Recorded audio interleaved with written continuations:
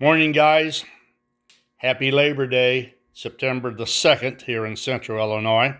And absolutely positively lovely. It is like 63 degrees in the house with the windows wide open. But what I wanted to do is just give you a quick little update as to how the in the truck motor is I'm working on. And as you know, I'm copying it off of this, which was done by a fellow by the name of Ira Keeler. And I've done a number of things to emulate his same design.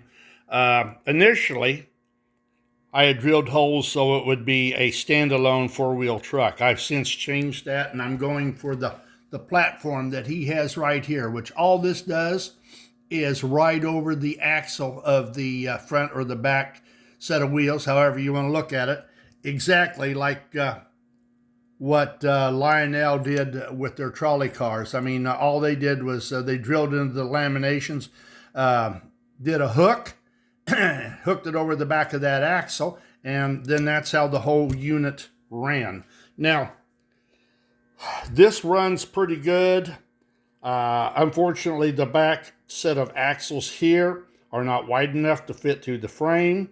And these are threaded axles. The wheels are threaded. I just screw them on to get the proper gauge, and away it goes. That's what I was going to do early on when I was building stuff, was to do exactly what Ives did. These wheels all screw off. They have a lock nut on it. I like that idea. I don't have to press. I can set the gauge and turn that lock nut down, and it ain't going to go nowhere. But these are going to have to be pressed on. But before I start pressing on wheels, I want to make sure everything is right. So what I'm going to do in the not too distant future is I'm going to make a longer axle. I'm going to thread it on both ends, of course. Then I'm going to screw these wheels on to get the proper gauging. And of course, then the axle will peek through the hole just like they do on this one. And I will tether it initially to another truck that's got a pickup on it. And I'm going to run it on DC to make sure everything is right. And then I have a small bridge rectifier that I will take and I will solder to the motor. And then I can run it on AC. I don't want to do that stuff now because I've only taken this thing apart 30 times. And so when you're using very small stuff like that, soldered to the back of the motor, you're just asking to break it off. And you may break it off inside the motor if you're not careful. So I don't want to screw up what I've already done. So this is what we've got. Now you'll notice it struggles a little bit because the side plates are rubbing on both sides of the drive wheels. But still in all, it's quiet and it's effective. And I do believe that once I get the proper length axles on it, it will be absolutely fantastic. I keep forgetting I'm using this. Oh, here's a bitch for you. Why do you buy this stuff to use, and they give you a cord that won't even reach the floor? I mean, I just find that irritating as hell. I got to find a drop cord, and of course, this is a 3-prong drop cord, cord on it, and most of my drop cords are only 2, so I had to get a converter to handle the three prongs. But anyhow, here we go.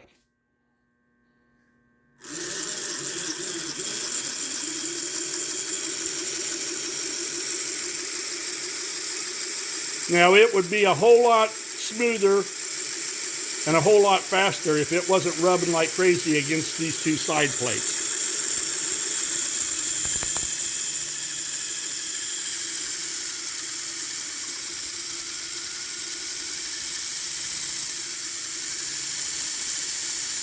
But this puppy is going to work.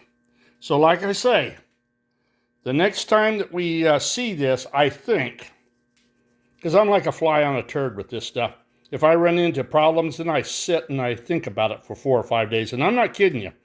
I don't advance if I can't get it figured out in my head. And like I say, I have taken this apart so many times and I've changed so many holes on it and the side plates.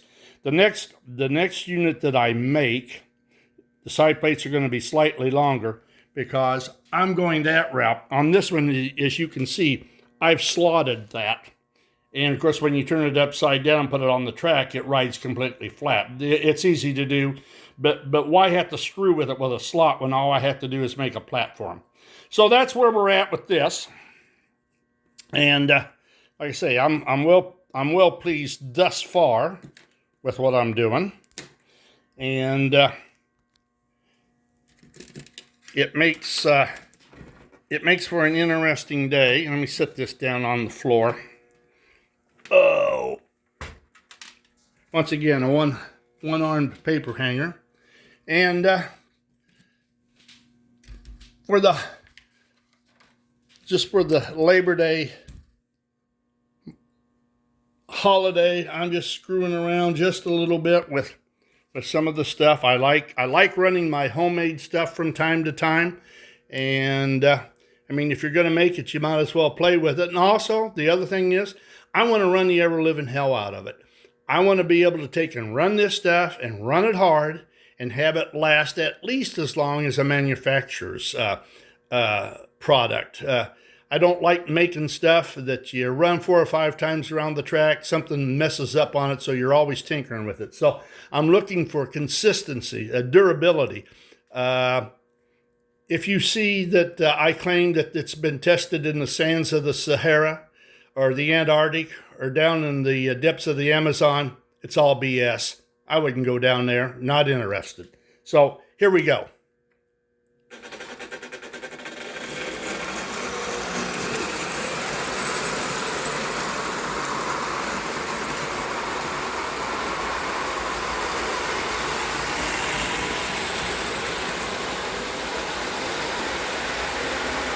This is the best part of the hobby as far as I'm concerned. I love running this stuff. I love seeing it do what it was created to do.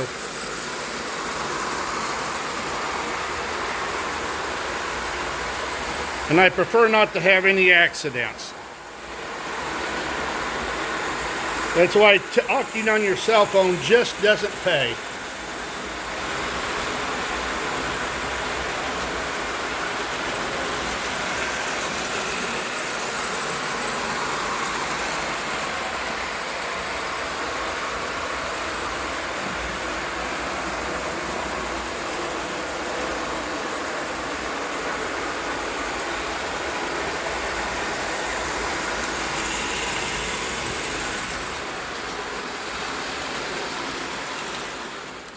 All right, guys, excuse me. Have a safe holiday, and for those of you who are working, be sure you show back up tomorrow, because I got a Social Security check that's coming in the not-too-distant future, and I want that puppy to be good. Later. Toodaloo.